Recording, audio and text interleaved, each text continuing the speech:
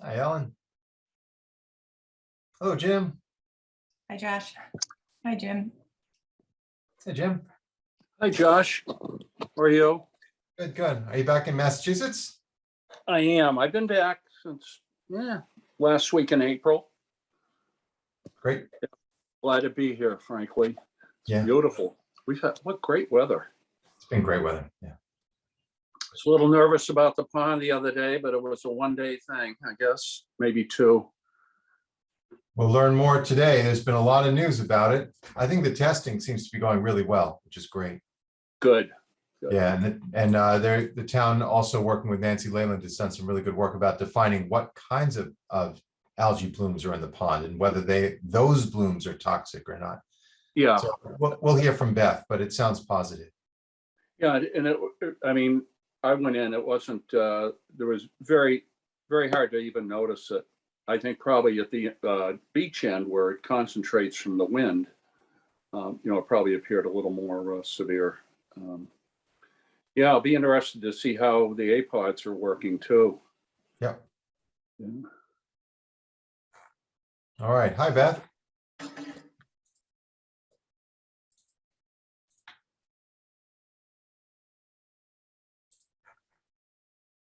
Beth, can you hear us? She's muted. She is muted. I'm unmuted. I can hear you. Thank you. Awesome. How you doing? We're good. We're good. Good. You're invisible too, muted and invisible. Oh, there she is. That's voila.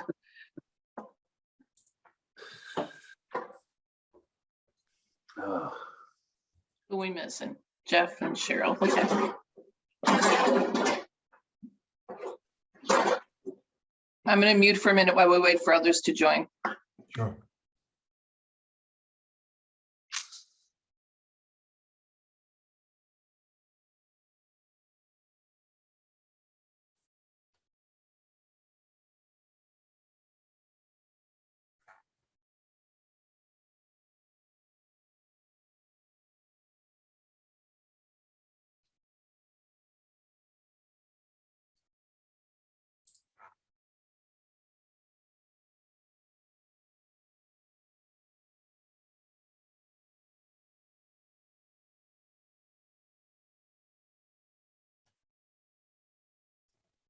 I'm just going to run and get a tissue. I was outside recently, so.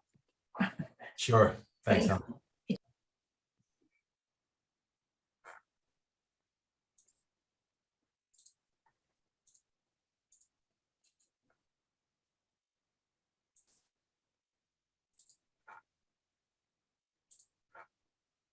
Pond looks good tonight. I'm looking at it.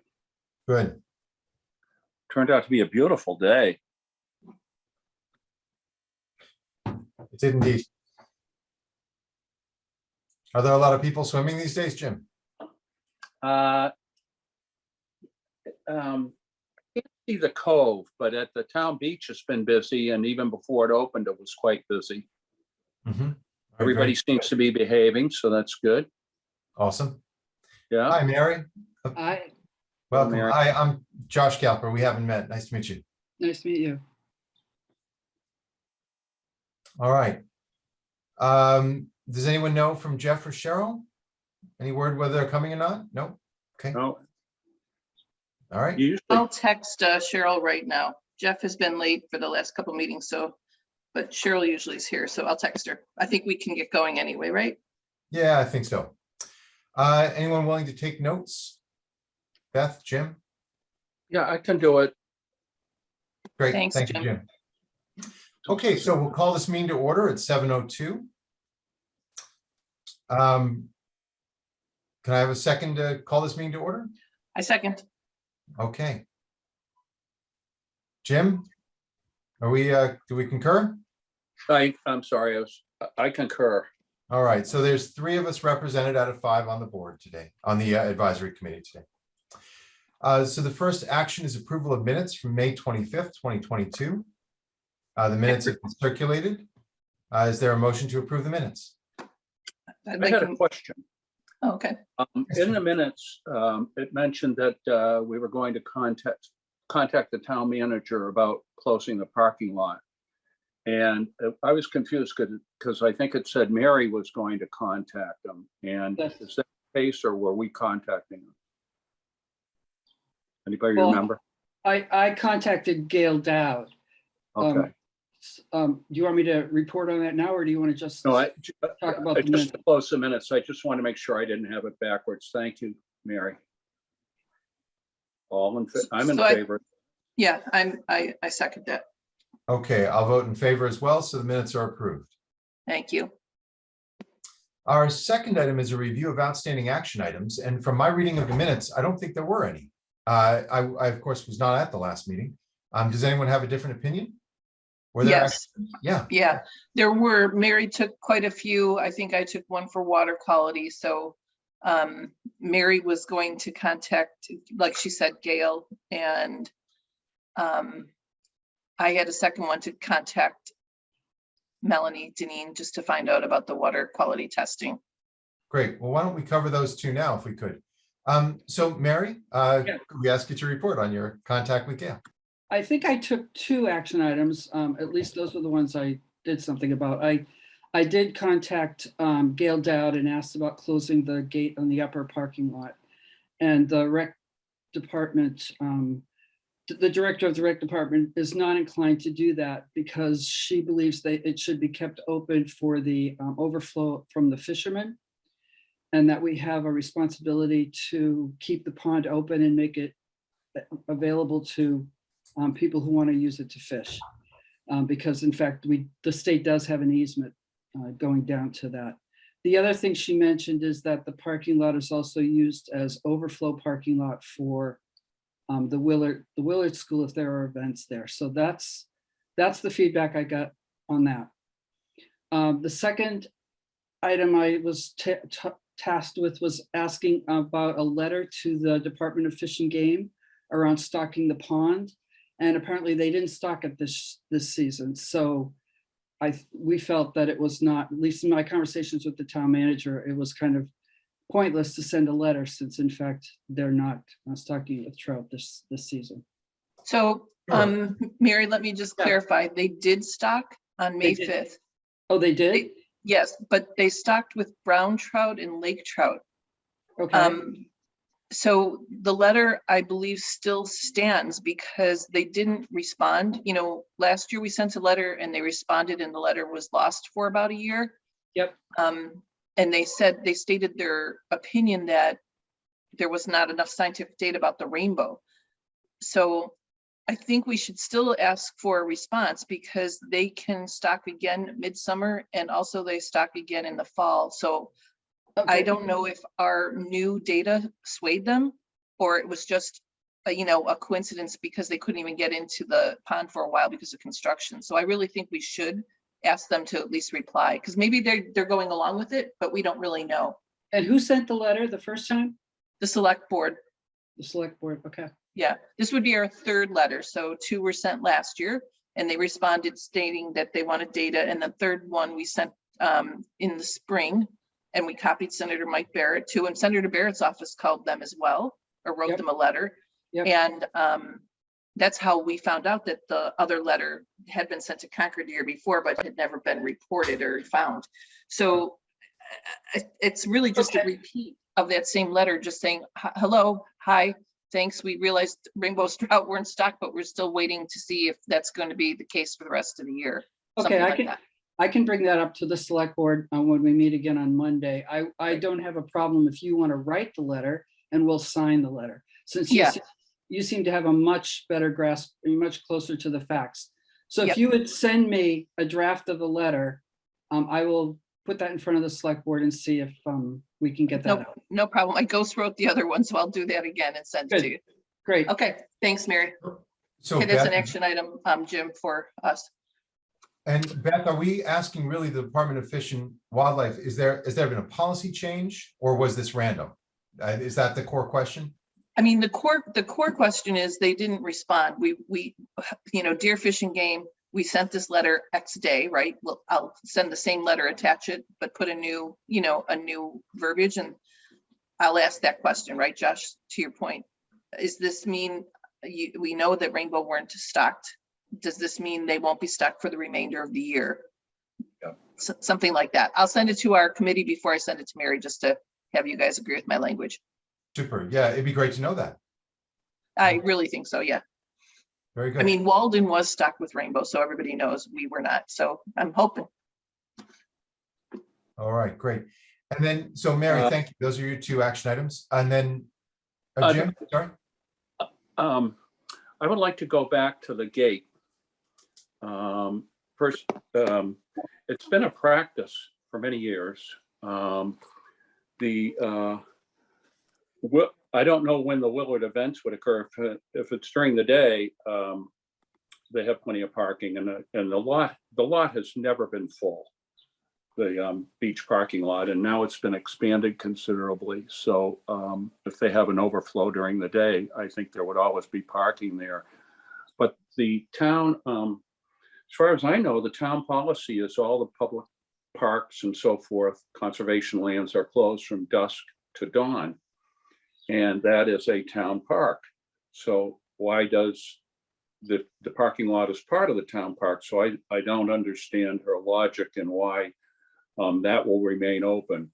It's never been an issue for fishermen to find enough spaces down below if they're coming in, during the earlier hours or whatever. I've never seen anybody park up there who's a fisherman. These seem to me to be, versus the good it's done by not having that park, but by not having that lot available at night. It's been good for neighbors. It's obviously worked because even when it's open, people are not inclined to go in there because it's always been locked. But it's like everything that you do in preventive measures. You only can tell if it's successful by what is not happening. So it's the kind of thing I think we should be consistent and continue to carry it on. I would recommend that you bring that up to the Recreation Commission at their next public meeting. Okay. As a select board member, it's really not, it's not my role to advocate for a certain committee against another committee. Actually, I wish I had never picked up that. I'm new and I should never have picked up that action item. But I do recommend that you go to the next Rec Commission meeting and say exactly what you just said. And now, is Gail the Recreation Commission director? No, it's Anna McEwen. Okay. She's, and they have, there's a Recreation Commission, and matter of fact, I'm the rep there, so I can tell you when they're meeting if you're interested. Sure. They are meeting June 28th at 7 p.m. and you can get their Zoom information on the town's website. Okay, thank you, Mary. I just want to caution you that when you do things like this, if you're going to stand up and represent, if you're going to stand up and talk as a resident, you're perfectly, that's perfectly appropriate. If you're going to stand up and say, I represent the White Pond Advisory Committee, I would recommend that you actually take a vote so that you can legitimately say, this was discussed by the committee, we voted, and I'm here to advocate for what they're asking for. Yeah, spot on. Folks, I'm going to ask if we could put this conversation about the parking lot into other business, largely because I did tell Ellen Glendon visiting us from the old Pickard Trust too, that we would move along and let her do her part. I know that we still have to wrap up outstanding action items. Beth, also you have your hand up, but also you have an action item. We can, my hand is up for just a comment about the parking and fishing, but we can, make that for later. And my other action item was really just about the water quality. And I think I can report on that during the agenda item. So let's let Ellen go ahead. Super. Great, thank you. So Ellen, hi, welcome. We've invited Ellen Glendon here. Ellen is one of 3 trustees of the Old Pickard Trust 2. And just for a quick recap, this is the property owned by residents of Stone Root Lane. And there is a beachfront area as part of the trust land. There's some other lands too floating around, but the real one that we're talking about is the pond front. This is land that is the first piece of land that you come to when you enter the town trails right off of the Bruce Freeman Rail Trail. For many years now, there's been an ongoing conversation on the Stone Root Lane Street about how do you politely prevent unauthorized use of that beachfront. And the question becomes much more acute with the opening of the Bruce Freeman Rail Trail, or rather the paving next year, which, as far as we can see, with a 5-foot gap in any fencing from the Bruce Freeman Rail Trail to the town trail system, will be encouraging many more people to come to the White Pond Trails. So Ellen, we've invited you here today. If we could get the view from the Old Picker Trust trustees, what do you think about influx of people? Is there a possibility of deterring them from going to the pond on the Old Picker Trust property? And what are next steps from here? Okay, well, I can't say that we took a vote of the residents, but I did speak to the other trustees. And I actually have a very succinct response from them, or one of them. And basically, the bottom line is we are, as a trust representing this property, which is under a conservation restriction, we are not willing to share or give up our easement to the beach. So there's an easement that comes from the street that is under conservation restriction that brings us to the railroad, which is now going to be the rail trail, and allows us to cross the rail trail. This has been historically done with the original rail road being put in. And then now that that property is belongs to the state, the town has the right, and is 100, correct me if I'm wrong, Josh, it changes. I believe it's a 50-foot right of way that Yep. they have. Yep. And the town has trails that cross that what is now state land, and they have the right to do that. A very quick, at the edge of that 50-foot barrier or boundary line is where the trust property starts.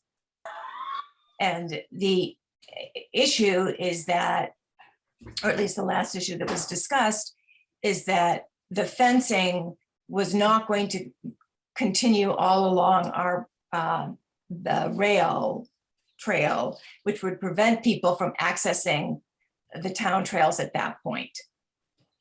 Okay, they would have to go all the way to the end of the trail or some other location to access the town trails.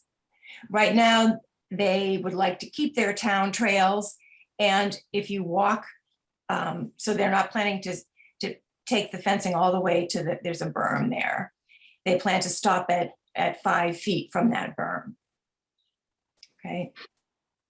And the town trails will just go from there. If you just walk on the town trail, sort of continuing to walk, you see the pond immediately ahead of you. And the access to the trust property is also directly ahead of you. And it looks like anybody can walk straight down to a shorefront right from the town trail.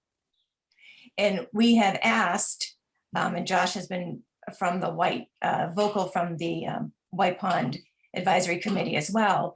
We have asked that they would somehow fence that property boundary or put up a gate, and they will not do it on, the state will not do it, and the town will not do it on state land. And the town is reluctant to do it on what's called private property.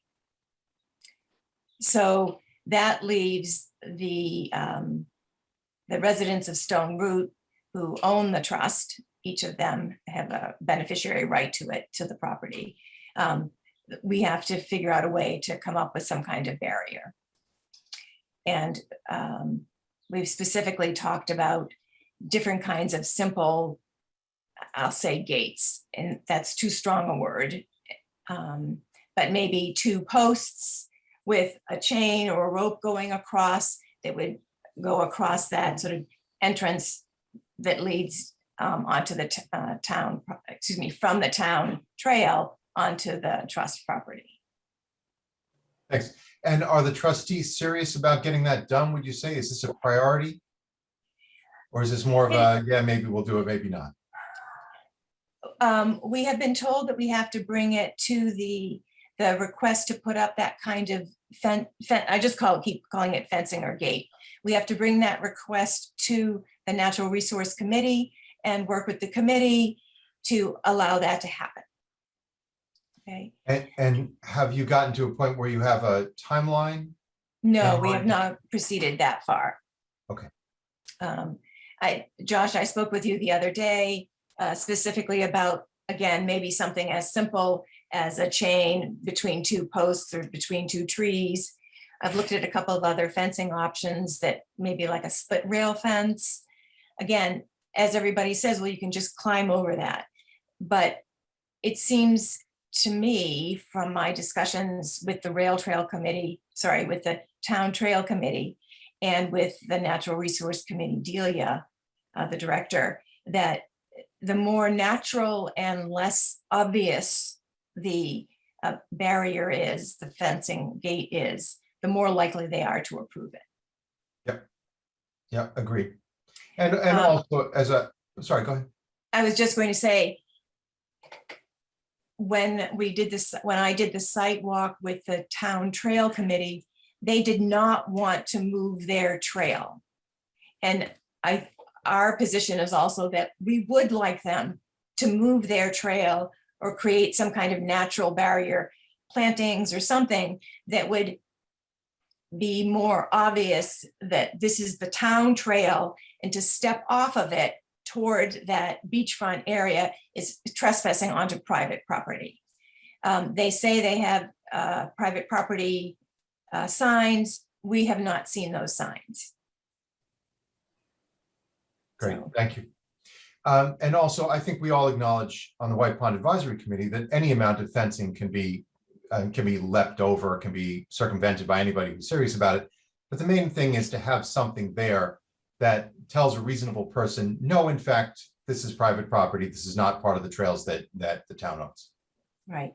And we feel strongly too, as the trustees, that we want to protect the pond so that it is available to people who want to sit and read, people who want to swim, people who want to access the pond and walk around it. Again, that's, Great. Cheryl, you have your hand up. Sorry, my son's here, which is why I'm late and there's background noise. So the reason you have to go before the NRC is because the land, I just want to clarify for the minutes, is because the land is Conservation Commission or restricted. Is that why you have to go before the NRC to get permission Correct. for the, okay. because even though it's private property, it's under conservation restriction. And there is a clause in that specifically for that piece of property. There are actually 4 properties for that beachfront property that we have the right to do things even with a conservation restriction that allow for recreation, protection, things like that. Okay, thank you. Thank you, Ellen. Jim. Cheryl, I've started minutes. I can keep going. You're mute. Oh, like I said, my son's watching TVR. That's fine, Jim. I've already, since I got on, I started, so I'm happy to continue. So we can combine. Okay, gotcha. So thank you, Ellen. White Pond Advisory Committee, I'd like to propose a motion that the White Pond Advisory Committee supports the Old Pickard Trust 2 in creating some kind of identifiable barrier that discourages visitors going from the town trails to the pond on the Old Pickard Trust property. What, Beth? So Josh, can we hold off on the motion until we get to the discussion? I don't know where we have it, but I'd like to also talk about the signage in general, because we have, 2 areas where people are walking and one will be directly impacting, the area Ellen was just talking about. And there's no signs there right now to discourage, even anything from the bikes and swimming and all that. So Yep. could we just hold the motion off until we discuss that? Because maybe we'll have a different kind of motion. Sure. Like, So- I totally support the idea though, Ellen, thank you. And I'm not sure why it has to be so inconspicuous to get approved. We know that people might ignore it, like they've ignored every sign there, the past couple of years, but yeah, I definitely agree with you and would definitely support that. Beth, just to clarify, I did a lot of searching around of different kinds of fence posting, and I had actually seen something in Mount Misery, which was just sort of like two small rounded posts with a chain. And we all who were walking said, oh, this means we can't go there. And we walked around, so I thought, oh, well, that's what the kind of thing we're looking for.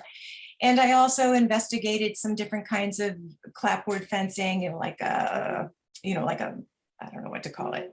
Let's say just a split rail fence with a gate.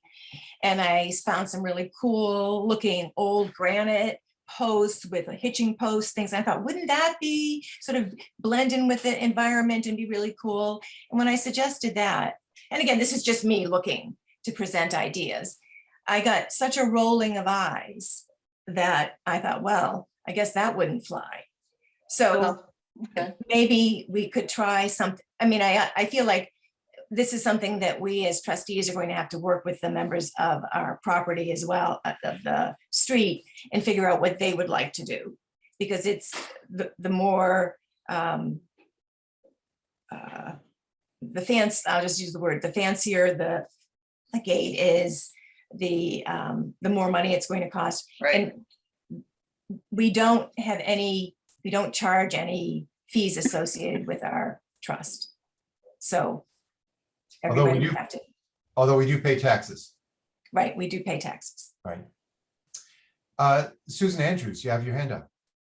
Yes, I just was wondering if people are actually going to be using that path who have a right to, and if not, the possibility of just filling it in with native plantings. I know we are allowed to plant native plants within the watershed, and making some sort of a barrier, with really thick native plants. I can report that the path is actively used, and it's a great amenity for residents of the street, especially those with younger children. Okay. Great. And All right. right now, the rail trail has only 6 plantings along that entire stretch from the Powder Mill Gate. Maybe I've got it wrong, 9 plantings from the Powder Mill Gate down to the Sudbury line. They plan to plant red bud and I'm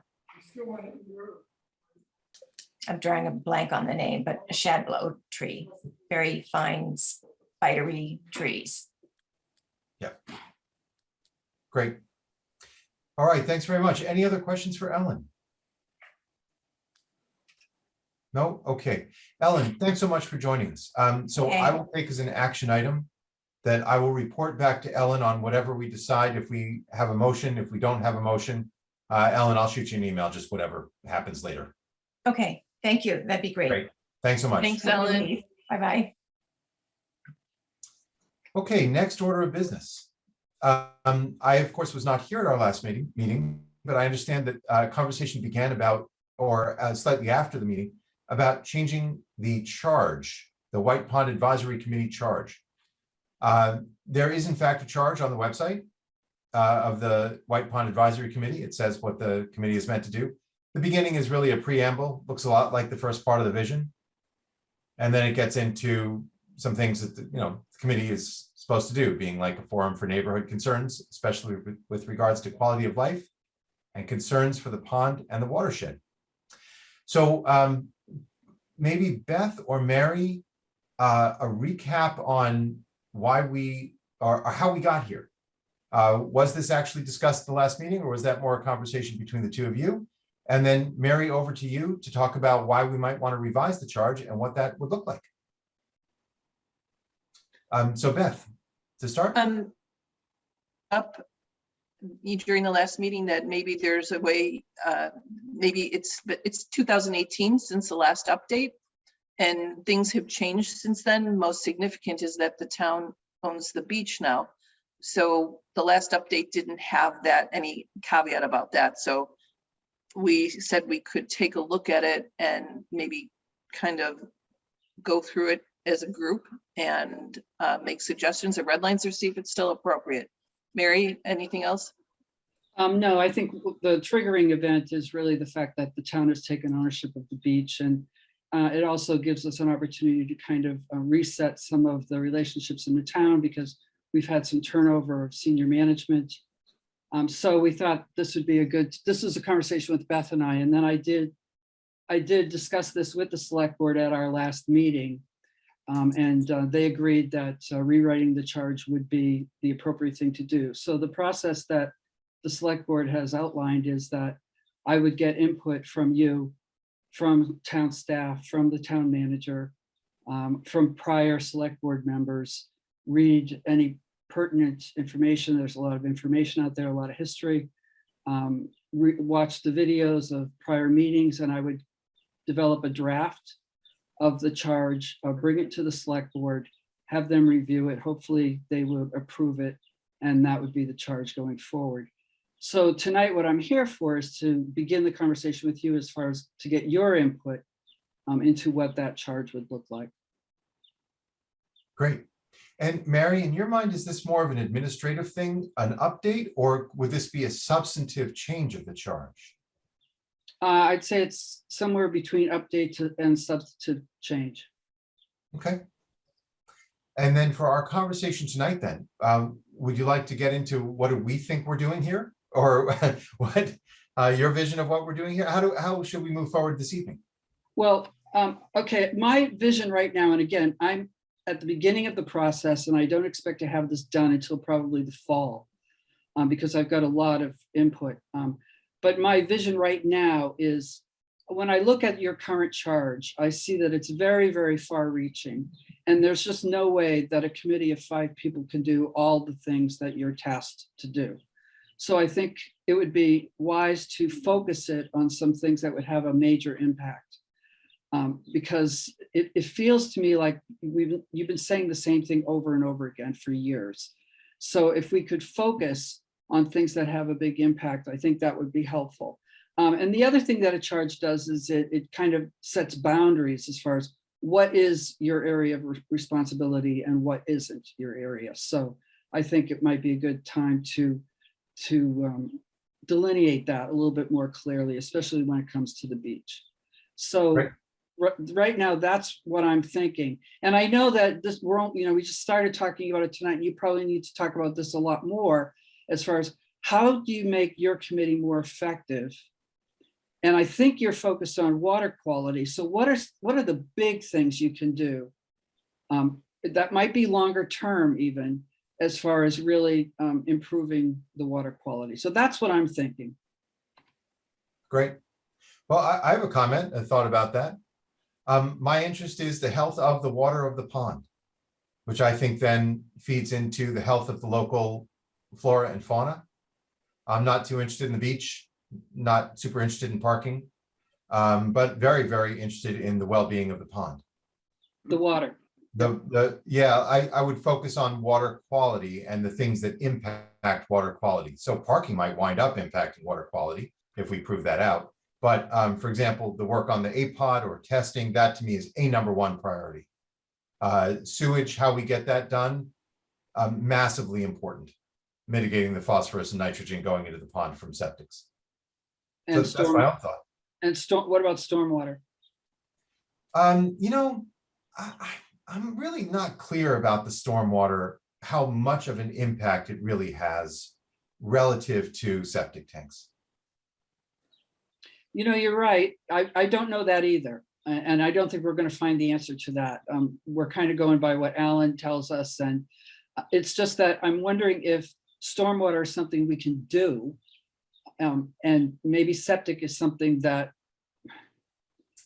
it's much harder to do. So that doesn't mean we don't, I'm just saying, if you were to prioritize things, it might be wise to prioritize things you think you could actually make an impact, as opposed to things that make an impact, if that makes any sense. No, I hear you. I almost wonder if our committee needs to be on massive PR outreach, where we're starting things like videos Well, about the health of the water and educating people more broadly about why it matters in town and local visitors. Well, you know, I'm glad you said that, because one of the brochures that I came across is something, it was an ESS study. Oh, yeah, Yeah. we know. Yeah, you know this, right? And I'm Oh, wondering, yeah. are you doing anything with this to educate and raise awareness within the watershed itself, as far as what are some of the small things that people can be doing? And I know these are small things, but at least it would raise an awareness and and make people that live there a sense of responsibility for the quality of the water. Yep, so some things have been happening. Cheryl? Yeah, I mean, a couple things. This brochure I actually raised with the select board a couple years ago. And I'm gonna get emotional here. And it was sort of ignored. Because we were talking about the fact that the NRC was asking homeowners to not fertilize, use pesticides. Yep. And those sorts of things. And meanwhile, they were leasing the land to a farmer who was doing all those things. And I was said, you know, this is, you know, do as I say, not as I do. So that's one thing. Mhm. And the NRC also sort of disregarded that and sort of poo-pooed my even raising that. So that's one thing. Second, we have been issuing, that has been distributed around the community. And I think we can do a better job about doing that. But we do have, that has been distributed. We're trying to get it on the Facebook page as well. It's so poorly, because the way it's folded, you can't just scan it in. And Delia said she was going to work on that, but she has not. So that we could really distribute it more broadly as opposed to a paper document. Does that make sense? It does. Okay. Jim Ricker had previously also sent around a video, which was an interview talking about another pond. And it got me thinking that it would be awesome if we had a 2-minute overview of the greatness of White Pond and the challenges it faces and what can you do to help. Exactly. Yeah. What I would like to see, and I'll be frank with you, because I know this is a committee that values frankness. I think that if the White Pond community takes more responsibility for some of these improvements, and what I see is it kind of looking at the town all the time and expecting the town to do things. I think there's got to be a meeting somewhere in the middle there, because right now it's not working, I don't think. Right. Yeah, Jim's going to say, I think what I was going to say too. Jim, go ahead. Well, having lived in the neighborhood for 47 years, I can emphatically say the community has taken more responsibility during that time than the town has. And you can look at any number of items. One is that we are regulated closely on what we do with our property, and any signs of runoff or whatever. We need to address all that. Yet you go to the town properties over the years, and there's lots of runoff in the conservation land. It's now been corrected. Right. But it's been years. At the same time, we are being monitored very closely. There's been runoff in the town beach since the town has owned it. Not to say that there aren't issues in the neighborhood. The neighborhood installs, pays for, and maintains its own storm drains.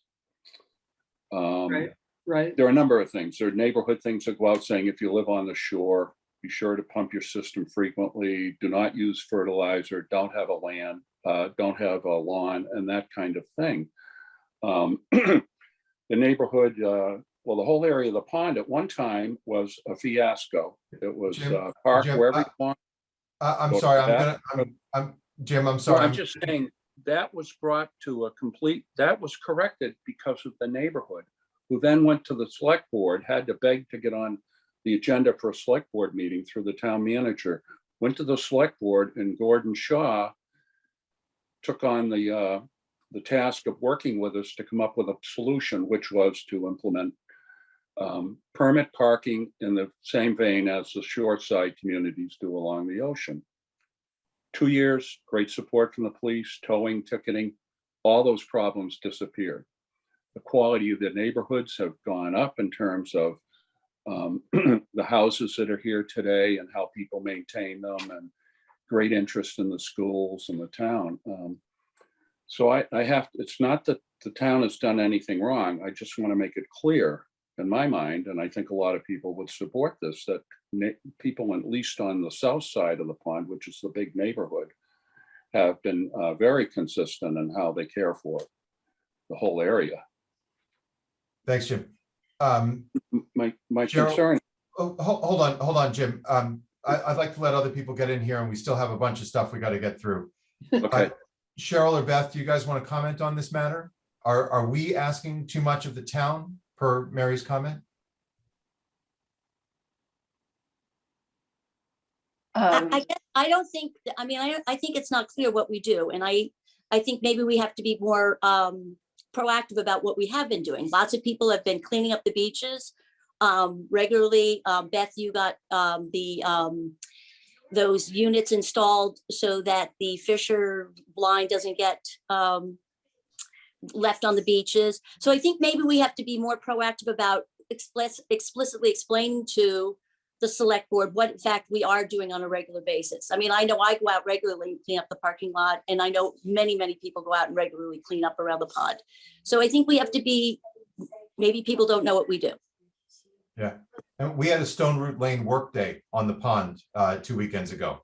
About 12 of us went down and cleaned up a whole stretch. But it's Beth- but it's private property. No, we go further. We're on the trail. We clean up all around. Yeah, we do I too. think Not I'm just our cleaning up the property. parking lot. I'm cleaning up the parking lot, the town's parking lot. That's what I clean up. I would add to that, Jane Prentice organizes a spring cleanup, and we go through all the conservation land, all the reservation land, and pick up tiny pieces of paper, but it's done all by volunteers. And Jane obviously is a volunteer. So I think there's a good indication that across the board, people want to maintain this area and don't expect the town to do everything. Yep. Okay, but We- what I'm hearing, I have to ask this question. What I'm also hearing though is that there are many, not many, wrong word. There are some failed septic systems around the pond. There are people that are putting gray water into the pond. Mhm. So what do we do? I guess, what do we do about that? And who should do it? Well, Yeah. I mean, Mary, we had that discussion. We had We did. Susan Rask come and attend the meeting. Yeah, And she basically said, and you might want to look at the minutes or the video, that unless you have concrete evidence of that, the Board of Health can do nothing. So then we kind of commissioned with the youth group to do they did the survey of all the septics. And so we did notice that some have been, ancient and some are tight tanks and blah, blah, blah. But unless you can actively see something happening, we were told nothing could be done. So all we have are anecdotal information from people like Jim, or from Jim Lyon, a former board member, who said, or Jeff, who's on the committee, they'd see bubbles coming out of a house. So we don't have the wherewithal to do anything. And the Board of Health certainly said they couldn't. So I'm not sure what we can do about that. I don't know either. I don't know what the town can do about it either. Yeah, I mean, that's basically what I Susan really- Rask said. Right. Well, I reported it 3 times, took pictures in and samples, because the Board of Health came out, and somebody in the Board of Health came out and said, oh, those are just the bottom of the pond giving off gases that create the bubbles in the water. Well, it was a visible stream of soap suds that started to the left of our property and then continued on down to the town beach. And every time it was, who's doing it? And I said, all I can tell you is the 2 houses to my left have new systems. Then there are 3 more beyond that. And I said, I can't tell you which one exactly. And the response has always been, well, we have to know exactly who it is so if we can do anything. More recently, as Beth said, there's basically nothing we can do. I am certain as we go forward, there must, I mean, one of the things we need to do concurrently with the sewage study is look at the political, legal ramifications of it. Because if we go through with all of this and we can't enforce it, You're right. you know, the same people who are willing to dump gray water are going to say, no, I'm not doing anything, you know, leave me alone. You're right. I agree. Yeah. Mary, to your specific point about the perception of us asking the town for things or asking too much of, is that correct, what you were saying? There's a perception that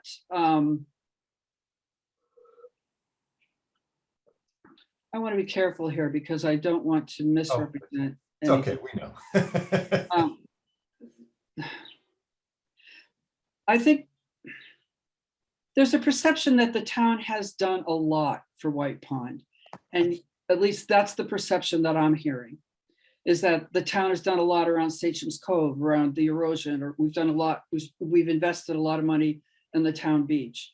And that we can't right now do anything about the septic system, even though that I think is still fluid. I think there might be some changes there, but I don't want to get into that now. So the town feels like it's done a lot, and it's not, I'll appreciate it, or it's not valued, or it's just, there's always more. And I feel like and that's real. And that makes it hard to work together going forward. So is there a way, and so, you know, I'm not trying to take sides here, really. What I'm trying to figure out is how can we maybe repair some of this so that as we go forward, we can really solve the problems that I think we all want to solve. We might disagree on some things, but I think in general, we agree that we want to see the water quality improved. Yeah. We might disagree on the best way to do that. We might disagree on who should pay for that, but I think we want to do that and to explore what does that mean. So I'll stop.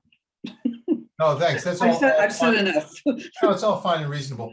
I think the dominant feeling that I've heard from around the pond is that the town is doing what the town wants and is not listening to the residents. And I think thereupon lies a lot of friction. I was not here when the beach plans were going in. I have nothing to say about that. But the feedback from town residents is a phenomenal amount of upset.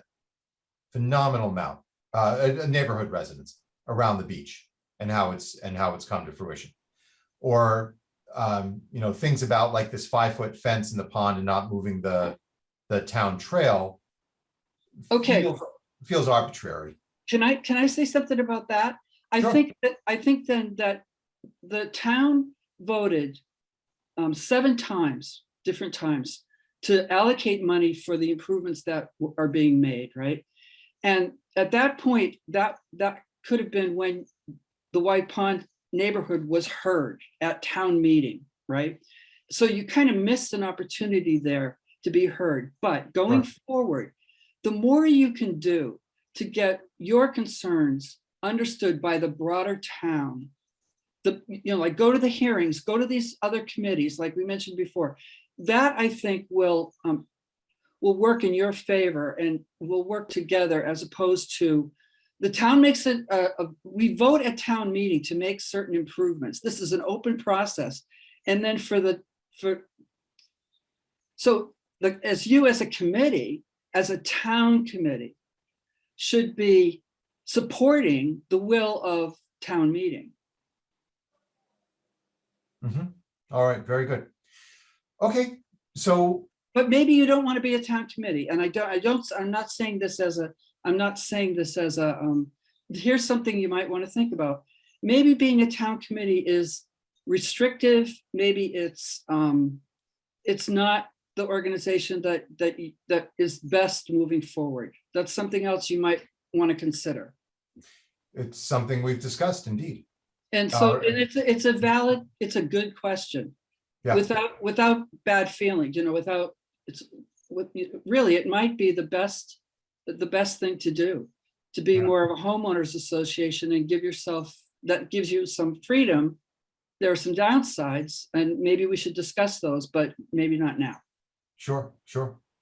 I think we should continue to work as a town committee. You know, I to your point, Mary, I think the beach project has created a lot of consternation.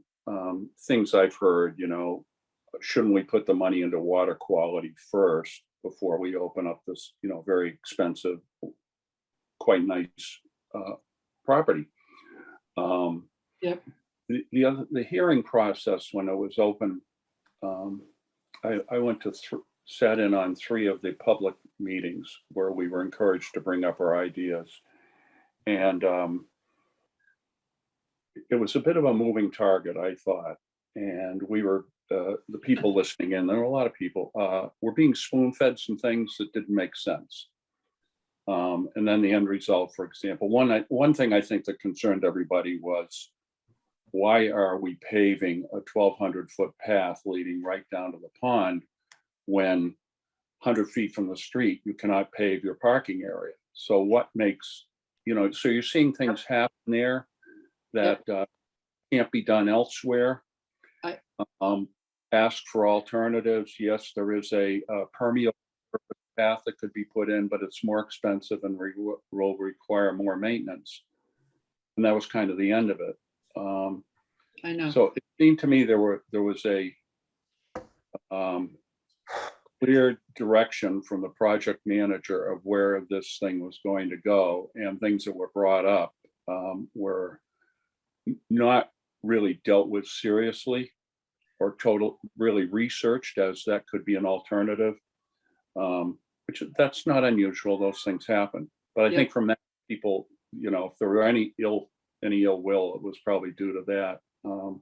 The other one was, the one that sticks out of my mind is we need to have all this path work and so forth to allow similar access for handicapped people as the general public has. So they need an easy way to get from the parking lot. Right. Yet at the same time, there were already handicap parking spaces adjacent to the beach, and that could have been expanded. I know. So they actually had better than equal. You know, you're right. And me personally, I'm not talking as a select board member now, but me personally had a lot of problems with that project. As a taxpayer, I had problems with that project, but that's what town voted. Yeah. That was voted overwhelmingly, several times. So as a town committee, as a select board member, it's my job to make sure that the will of the town is implemented, even if I disagree with it. Mhm. And I'd like to interject, sorry, Mary. Yeah, I think, and I agree with you, the town voted on that. The town clearly voted on it, but there were nuances in the project. I think Carmen, I saw her, maybe she left the meeting. Still on. That everybody who would be attending these meetings wouldn't understand some of the constraints. For example, the pavement that Jim just mentioned, at our last meeting with Kate Hodges before she left, it was called, and I don't have the right word, so excuse me, it was called bituminous something something. And I said to Kate, is that permeable? And she said yes. And somebody at the meeting said, no, that equals asphalt. So there was misconception, right? I know. And so I think that's where people, when Josh was mentioning, not WPAC, if people who attend our meeting, who we represent at our meetings, were very concerned that their voices weren't being heard. But again, that ship has sailed, you know? Yeah. I know. I know. And believe me, I am sympathetic. I am. I understood. I was at those hearings, and I think I mentioned this before. I had questions for coming at it from a different perspective. I didn't necessarily feel heard. I was on the finance committee at the time. We didn't feel heard. But we modified it some, you know, you don't get everything you want. Right. We pulled it a little bit closer to the direction we wanted it. And you know, we live in a town, we're a town committee, and I just think at some point, you know, I understand there are nuances, but at some point you move on and you try to. Can I add though? I mean, I've been in so many of these meetings as a civil engineer, and this was clearly a scam project from the beginning. It was just had scam written all over it. See, that kind of language isn't helpful, really. Well, okay, There- but I tried to, I really tried to isn't. get real information from Steve and Kate, and it was just a total roadblock. And they yelled at me when I asked questions about cost and this. It was just ridiculous. The whole thing was ridiculous. All right, guys, as moderator, I'd like to move us forward here. We've gone through this a lot, and we all have frustrations. I have a lot of frustrations too. So So we are rewriting the charge. And Yes. I would be really, and again, this is going to be a process. And I would really like it to continue these conversations. And somehow I'm gonna have to gather it and document it. Okay, so. Yep. So I think that's enough for tonight, Josh and Kate and Beth. Are you okay with? Well, I mean, I had thought we were thinking of, sharing our screen and just looking at it, and we could maybe take two approaches if we're running out of time. Tonight might not be the night, but maybe, I thought we were going to set aside some time to start looking at it at least and all see it together, and then our redlining process. Mary, in the past, we've been kind of successful with division where we would pass it, Josh to myself to Cheryl to Jim to Jeff. We could do something like that, but I think we need to all look at it as a group together before we start that. And we can do that in July, or we could take a stab at it now. It's up to you guys. Okay, first of all, I think we might be running into some open meeting law violations as far as doing serial deliberations. You really shouldn't be deliberating out through email to each other. Oh, sorry, not deliberating. No, We we're were not. passing the Well, document. even editing a document could be Oh. considered deliberation, okay? Thank you. I didn't know that. Yeah, so anything that we talk about really should be done in open meeting. We can talk one-on-one, but we can't do serial changes to a document. Okay, Because, then we need to have a special meeting about this if we don't want to think go it's till just- 9. yeah. I think it's a special meeting. I just want to say that I'm thinking, Beth, that I really don't want to start with the document we have. I'd rather start with a blank piece of paper and think about what are the 4 or 5 major things that we would like this committee to focus on going forward as a town committee. And let's try that and see if that works, because starting with a document we already have constrains us too much. I'd rather, like I said, as to Josh's question earlier, I'm thinking it should be more substantive changes. Like, I'd like to see a breakthrough as opposed to just working around the edges. I'm good with that. Committee, are you okay? And Josh, should we set up a separate meeting to go through it? Yeah, I'd like to propose that we have a different meeting separate from our end of July meeting that's specific to the charge. Great. And we could set that up, mid-July or, right after the week after July 4th, something like that. Yep, Sounds I good. think I'm Cheryl, good with that. Jim, okay, good with that. good. Yeah, All right, good idea. All right, great. So that'll be an action item, Cheryl, if you would. I- Thank you. Yeah, Jim? I just wanted to say something back to Mary about the discussion we've been having. A number of people, just to close it, a number of people who I know attended the planning, the design meetings and so forth, who had a lot of issues, have since gone over and said, the outcome is pretty good. And they walk down the ramp with their kids and stuff like that. And so I sense there's a general, okay, we tried to enact, we tried to have influence as individuals. We had some, there are no barbecue areas, for instance, up in the parking. And they were, there was all Yes. sorts of stuff going on. I know. I was And there. that was removed. So the attitude many have, I believe, is, this is pretty good. So the focus is, how's it going to work? And it's dramatically different physically. Will it be dramatically different in other ways, but I think the start has been a good one. I also want to thank you before we go or whatever for your candor with us. I think that's how things improve and get better. And if we just kind of warmly pat each other on the back, it doesn't bring about effective change. So Good. I appreciate, appreciate yeah. it. Thank you. I thought this was a committee that was like that. Yeah. Thanks, Ray. We all have. All right, boxes. great. So I'd like to move to the next item on our agenda, which feeds very much into what we've been talking about for the last hour, which is our committee roles and liaisons to other town committees. In order to build good relations in town, both with town staff and also help bring more ideas about White Pond to other parts of town, I think we need to be out there.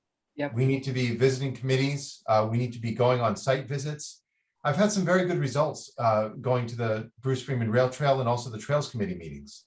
That resulted in a site visit to the White Pond.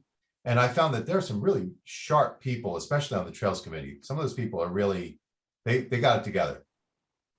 So it was good to do. It brought more awareness to White Pond. And then when Ellen and the old Pickard Trust trustees come back and say, hey, we want to put this chain up here, people on the Bruce Freeman Rail Trail and the Trails Committee, they're going to have a much better understanding of Yeah. what's going on. So the pitch to you, dear committee, is who would like what? Because it seems like we got to be out there, we got to be public. And so long as we're going to be the White Pond Advisory Committee and not just migrate over to Friends of White Pond, and even then too, I think we need to be very clear about our own roles. And also right now, we're a 5-person committee. So if that sounds like a big drag, maybe we should not be on the committee. People could go to Friends of White Pond. People could take a break, do whatever they want to do, so as to allow new people to come on the committee and be in that more outward facing role. So let me pass that around. What do you guys think about that? Do you think, first of all, that we should be on the PR offensive? Beth, Yeah. what do you think? Oh, sorry. I agree wholeheartedly. We had a meeting months and months ago where we discussed who would be liaisons to these other committees. And I think it's happened for some, but not others. I don't want to say we dropped the ball, but I think we need to be serious about that. I know we're volunteers and it takes time. And to your point, if you don't have that kind of time, then maybe it's also an opportunity just to do the Friends of White Pond. So I would just throw that out there. We just mentioned earlier tonight that we need somebody to get to NRC and be sitting at those meetings for the purpose of, whatever. So I don't know who's assigned to what, but let's revisit those roles and maybe assign roles. Yeah.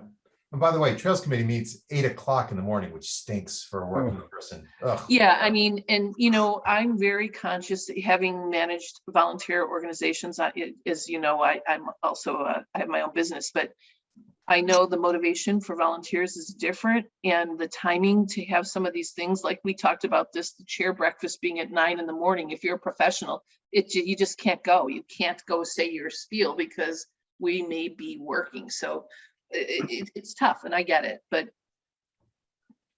yeah. So don't pick that committee if you're, a full-time working person, because you're not gonna be able to do it. So Josh, you might want to give that to somebody else. I sort of do and I sort of don't. Yeah. I got a little bit of credibility going, and I feel like those people are really important to us. Totally. Yeah. So let's talk about did anybody volunteer? So you're on Trails, Josh. Hold on. Actually, no, I wasn't really. But Beth, before we go there, if we could hear from other committee members how they feel about this whole thing, because we're asking, we're talking about our committee doing something substantively different. Jim, you had your hand up? I think it's a very good idea. And I believe I once signed up for nuclear natural resources committee.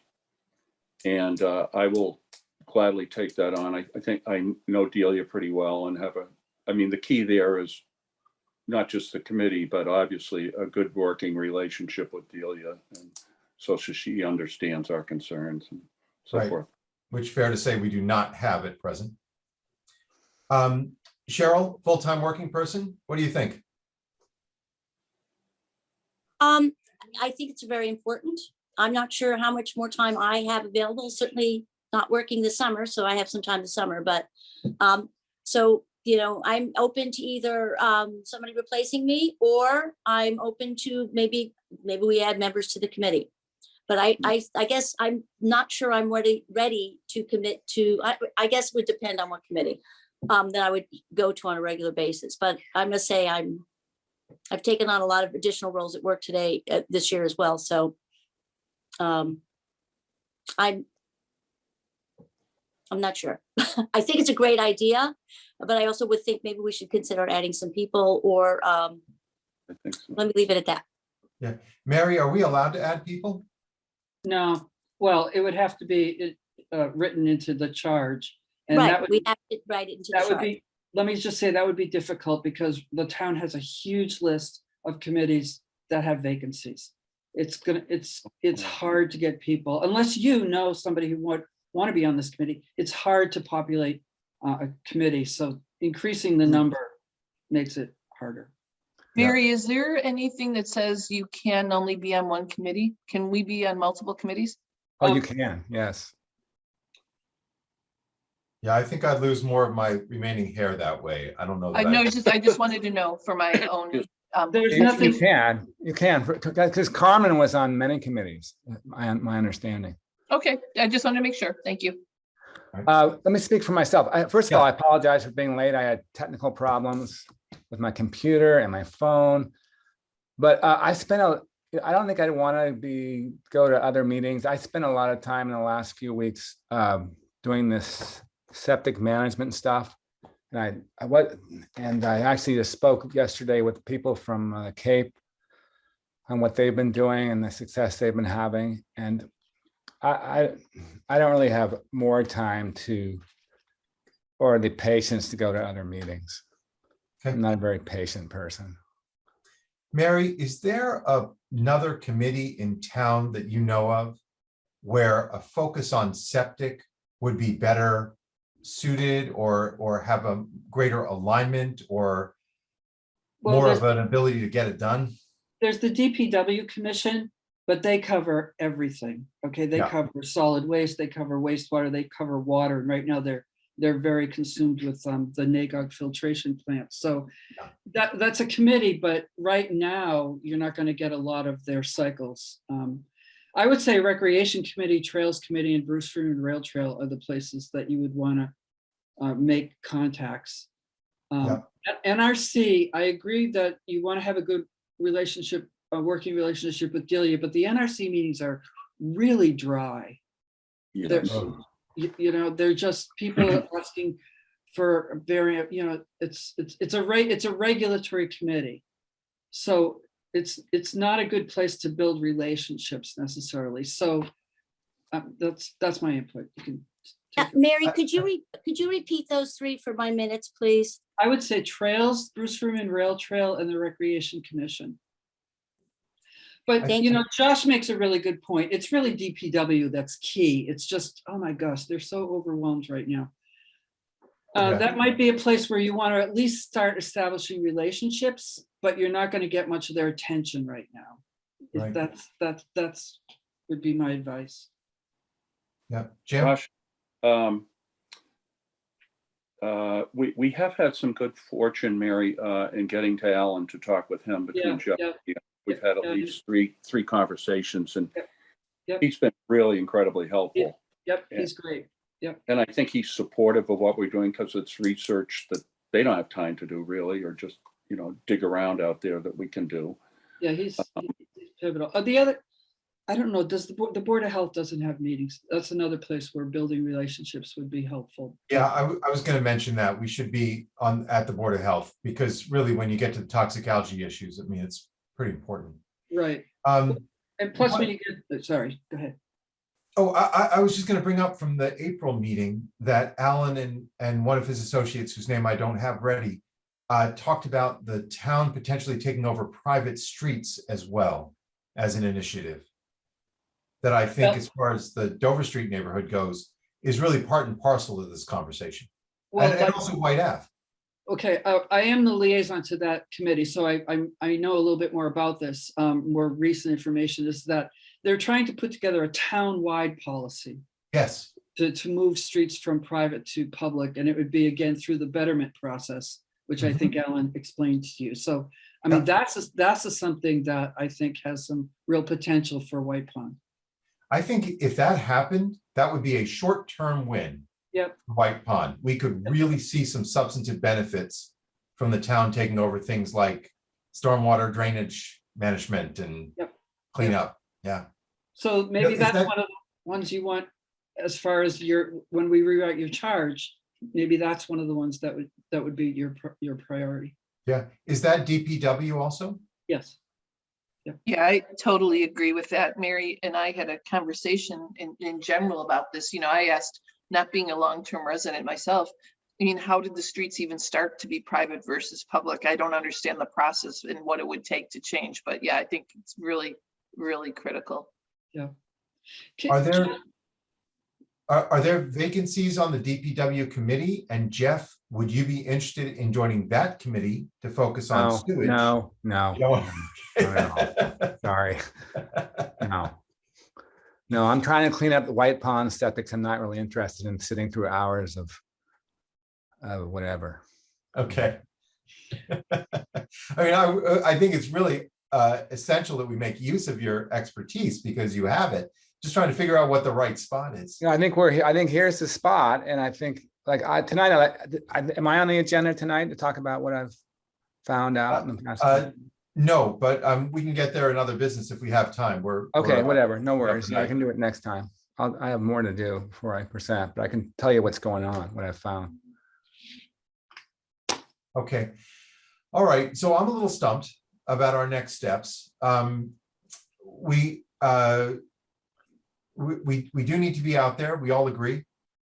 Cheryl, it sounds like your bandwidth is about tapped. Jeff, it doesn't sound like that's something you're really loving to do. Jim, it sounds like you're pretty comfortable on, sorry, was it NRC, even though it's bureaucracy? Mostly Delia. I mean, I have a good relationship with her over the years. But I think it's the NRC, Jim. It's attending those meetings because Delia may be the director of the department, but it's the committee that has a lot of say, and that's who we need to be liaison with. I would do that too. That makes sense. I mean, that's the thing, attending A the lot of meetings, it et is cetera. cut and dried though, about they spend the whole meeting on a particular set of proposals for approval. Right. I mean, So well, the you could pick and choose too. I don't think this Yeah. means we have to go to every meeting. Like, I've been looking at the agendas for Bruce Yeah. Freeman and for Trails and saying, okay, do I need to be at that one? And, you know, if it says anything about what we're doing, then yes, I show up. Jim, would you take recreation also? Yep. Okay.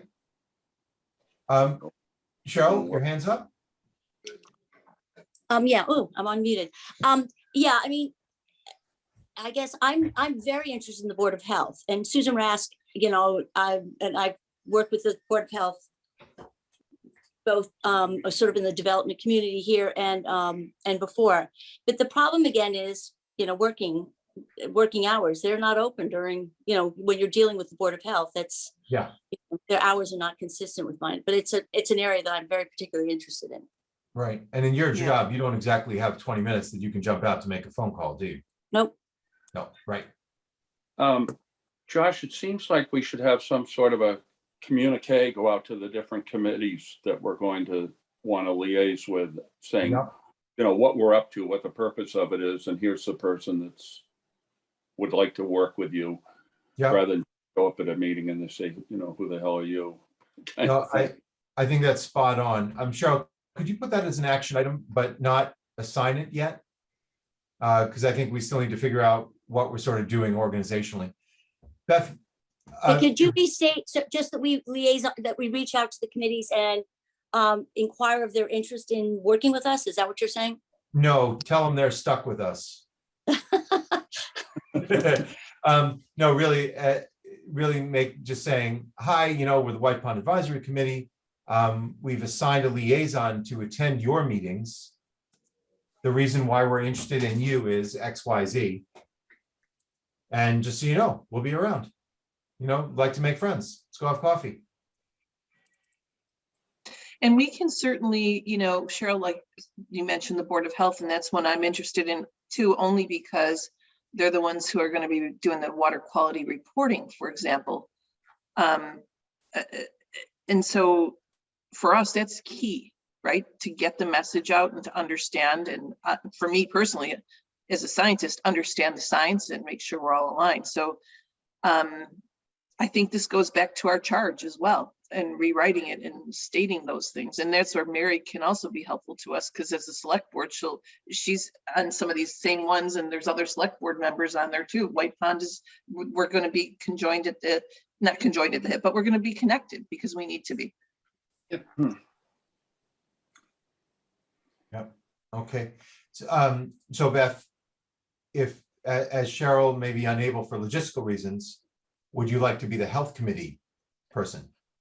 I can, I mean, because I'm already doing the water quality. I mean, I probably emailed Melanie Deneen 3 times today. So Yeah, you did. I was on it just CC. seems, yeah. Yeah. Again, Okay. it's the same thing like we talked about. They'll be talking about COVID. There's all sorts of things, but as anybody, even a town person, you can request to be put on the agenda, I think. So we, you know, we can do that. Yeah, and you got Jill Block there. I think her last name is Block. Really nice lady, smart, gets the joke, and understands actually White Pond's toxic algae blooms. She and I have had a conversation. Okay. All right. Okay, I'll stick on Trails and Bruce Freeman. So what does this mean? All right, so I guess in terms of our organization as a committee, then Cheryl, you're open to stepping down if there was somebody to step in. Jeff, you're happy doing what you're doing. You don't want to talk to other committees, which is totally cool. So I guess there is a question, if we have any green cards out of people who are motivated and want to participate, how do we find that out, Mary? Good. It's a work in process.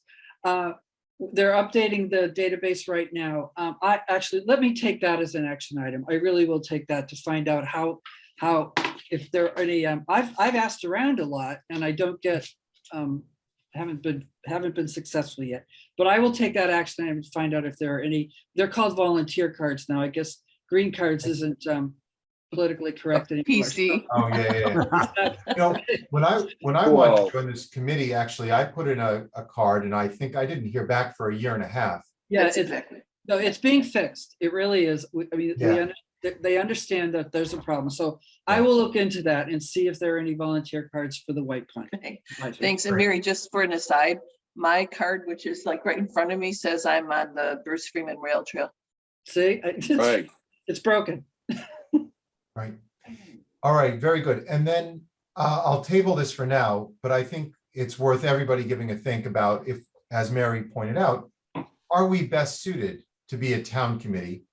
Or really, especially with Katie Blair and Dave Berg moving, do we want to sort of port ourselves over to the Friends of White Pond where we can have 40 people, you know, as liaisons, doesn't matter, we can do whatever we want. We can raise money. We can make ourselves a 501c3. Right. Jeff, you can continue working on sewage, you know, awesome. And, you know, people can do what they're most comfortable and suited to doing without being in the constraints of the advisory committee format. Right. And we lose things too. You know, we'll lose some credibility, maybe. I don't know, maybe we'll gain some. I don't know. Josh, could I add one thing for Yeah, stuff Jim. that's out before the meeting? Yeah. We're perceived now as the representatives for the various communities around White Pond, so that there are issues, for instance, with the beach park. We got some pretty scathing emails back from people about why did you let this happen? And, you know, it's too late. And why didn't you do this and that? And I mean, they're pretty tough. We got to decide, do we just eliminate that as our role, or do we continue to be a spokes group for the various interests? Right. Jim, it's a great question. Personally, I don't really want to represent the neighborhoods. I'd really rather represent the pond. I agree. I feel like the Lorax. Yeah. I agree with that. Yeah. And I do as Jim, well. and we talked about this. I mean, at one point, for example, and I'm not naming names, I would send the emails about our meetings to a number of people and we would get some scathing emails because we didn't do something. It wasn't our responsibility to do something. So 2 months ago, we just said, You want to get notices of our meetings, then sign up for the notifications. You want to get notices, then go to Friends of White Pond. So for example, we posted just recently that the beach was closed. Now it's on yellow alert. So if people want information, we don't have to spoon feed and be that voice. And again, it's really important for what the charge is. So people have access now. The town thankfully has set up this website for watershed management, and it's really a huge step forward. And we've got the Friends of White Pond on Facebook that can take information, and personally, Ken and myself are, taking and cutting, pasting in the Friends of White Pond. So I think, I think people who are concerned need to make their concerns known, not through us individually. Yeah. And also, I think when we did the tents last summer and just went out and hung out with people, I thought that went over really, really well. Yeah. We heard from like 100 Yeah, people. that That was was good. great. So it's not that we can't hear from people. It's just what do we do, or what are we expected to do in representing their interests? And we've Mary- got to remember, we need more than just this surrounding community, right? Right. Oh, yeah. And Mary, maybe that's an argument to say that White Pond Advisory Committee should be representing the neighborhoods. And that there's a separate thing called Friends of White Pond that's really focused on the pond and its quality. I'm gonna have to think about this a little bit, but if you're gonna be a town committee, you really have to represent, the town's interest has to be equal to the neighborhood committees. Right, Your interest. absolutely. It can't, Yeah. because right now, it doesn't feel that way to me. So Yeah. there has to be a balance there if you're gonna be a town committee. So that's all I'll say. No, agreed, No, it's a agreed, great totally. point.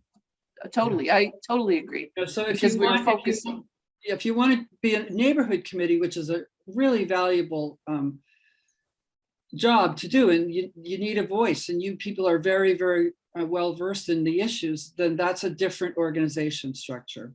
Yep. And maybe then that devolves back to the old Pickard Trusts and the Dover Street Properties Owners Property Association, and maybe White Yeah. Ave gets itself together, and that's that.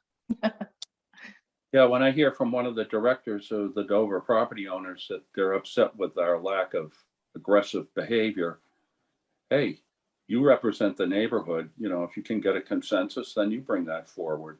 But it was, and then some of the real nasty stuff that was, it was really two people who were Yeah. members, and they would write these scathing emails and expecting everybody in the Dover property owners group to back them, and they didn't, which I was glad.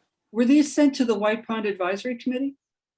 No, These- we saw them indirectly. Well, I'm also in the Dover property owners, so I saw them. We were all copied, dozens of people, and we were If it- expected by these two individuals to go to bat with them. Well, it was very confrontational and very personal attacks, and it was Well, lousy. See, if it was sent, if these letters were sent to the White Pond Advisory Committee, this is open meeting law, this is open information, this is public information, and they Yeah. can be published. They should be, they are published. They're in Well, your I think- minutes. So I think there this was- somehow gives a little break to people Yeah. if they know that their letters are going to be published. They're going to be identified. It's a way to bring civility into the conversation. Tough with Yeah. these two people, What were they Yeah. upset about, Jim? totally, but it's, What was the complaint? complaint was, we've been railroaded, you people are not doing your job. This was just, and the Dover Property Group needs to get after it and do what these two people were advocating, and they got no support. In fact, I think most people gave them the cold shoulder and didn't even respond to those memos because they've seen them frequently.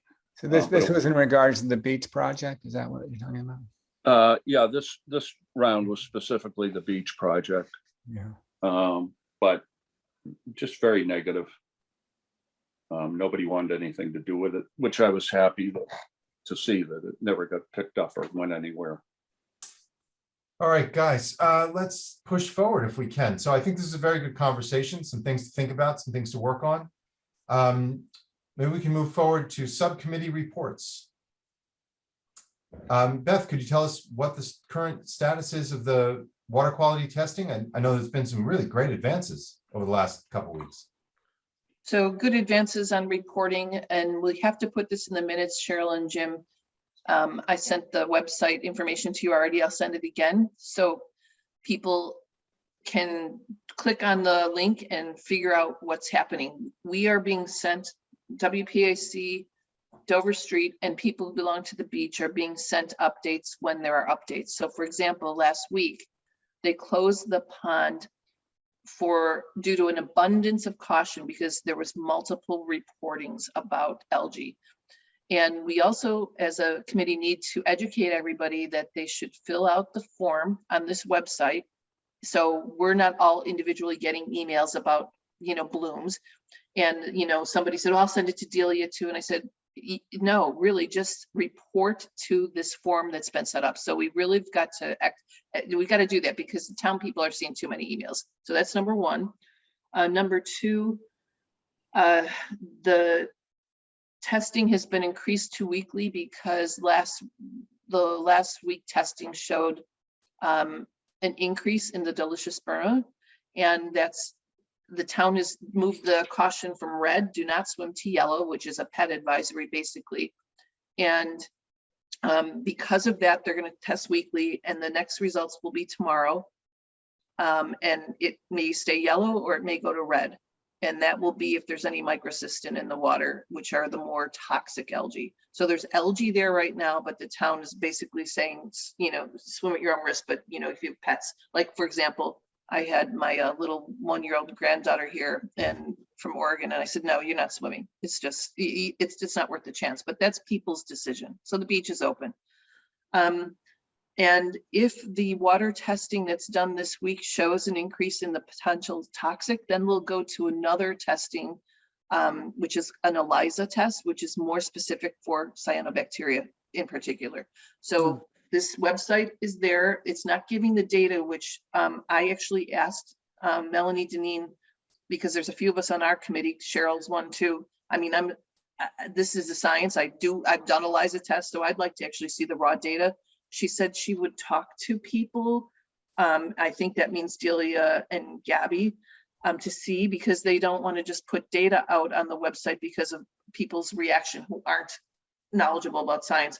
I made our case that I think we are the White Pond Committee and we're not going to necessarily share that data, but I think we should be actually allowed to see it.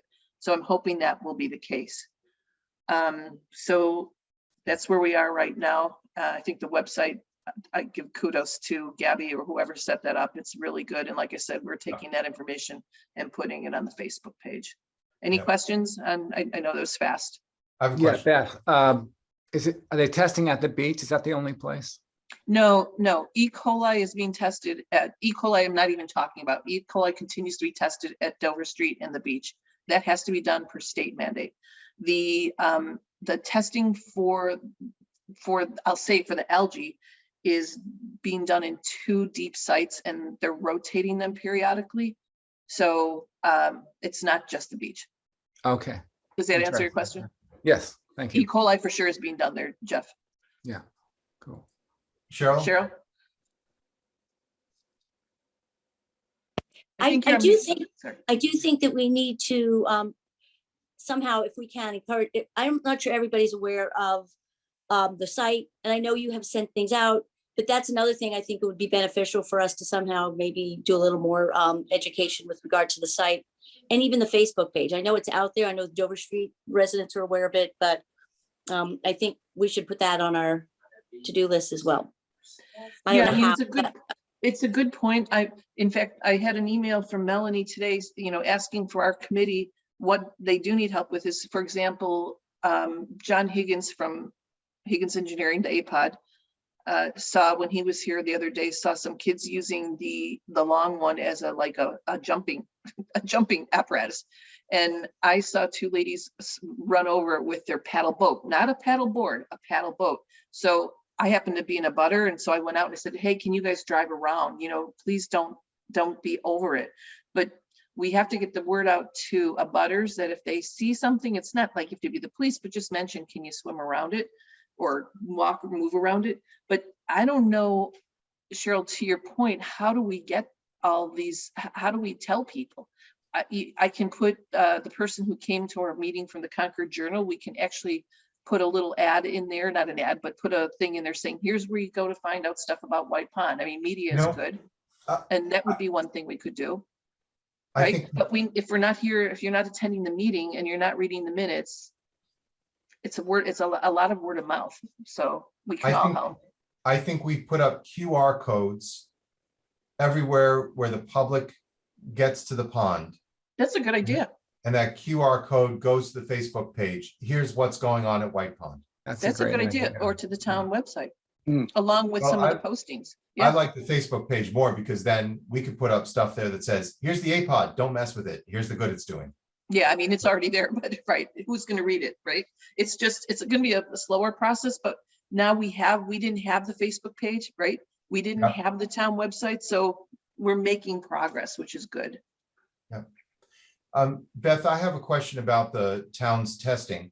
The town is making a distinction between different types of cyanobacteria, some that are more toxic and some that are less toxic. Is this a real thing? There's some state guidelines, not just our state, other states that talk about the types and the amount, right? And so this last testing, which I didn't realize until today, showed that the delicious sputum were at up like 8 parts per billion. And the state has 0 to 50 it's not considered, terrible. But other towns and other communities have different measurements, right? So that's why it's kind of, from the Board of Health, that's why it's probably a yellow, right? Something that says it might be okay, but you have to make Yeah. that decision. But if it goes Right. over that 50, and if they do the ELISA test and it shows that they're the toxic ones, then they'll have to react. That's why that's personally one of the reasons I'd like to see the data. Yeah, But did that answer your question, Josh? it did. Thank you. Okay. All right, guys, I'd like to push forward. Let us get off the phone this evening. Anything else vital that we got to talk about water quality? All right. Jeff, I'd like to, if you're not fully ready to report on sewage, why don't we do that at our next meeting? I And that can be just do part- it. I can just do let me give you just 2 minutes or 1 minute. So I've done, okay, and I'll do the next meeting, but so I spoke to the people in Mashpee. They have a situation, a pond similar to ours in terms of water quality and septics around the pond. And they're moving toward sewage, but they're having finance problems. They were 100% in compliance with getting every septic within 300 feet of the pond inspected and pumped, and they found a lot of failed septics that way. Hmm.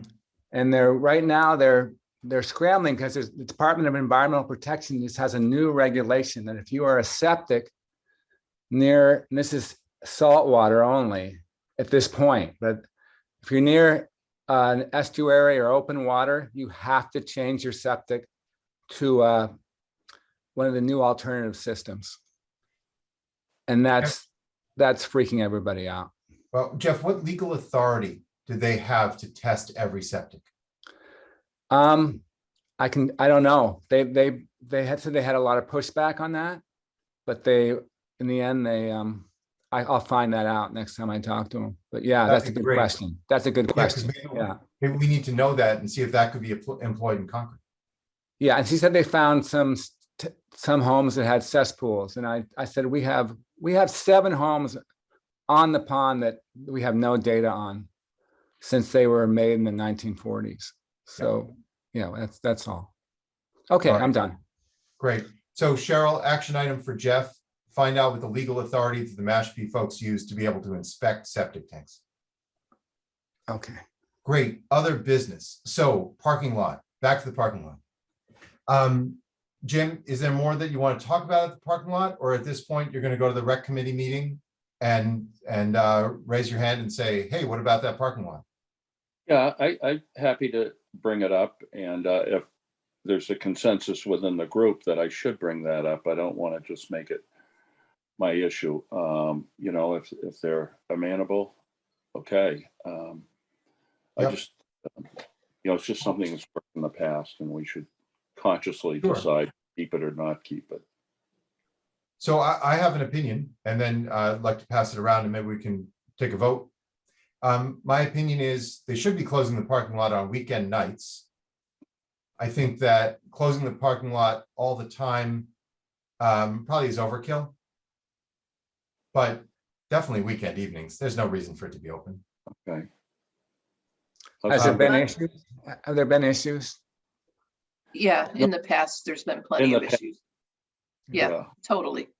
I mean, right now, Jeff, it's a little difficult because even though the beach officially opened, you can see there's caution tape on the steps because the granite steps aren't complete. They don't have railings.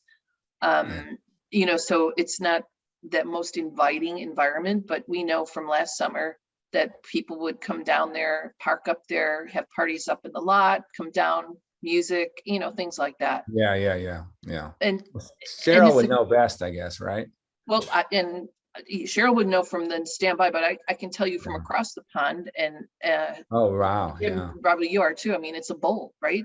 It's like I have a ukulele player on my dock, you know, and I know Chief O'Connor mentioned to us, we can call and stuff like that, but I think the gate being put up does not prohibit fishermen, and most fishermen aren't going out at 9 p.m.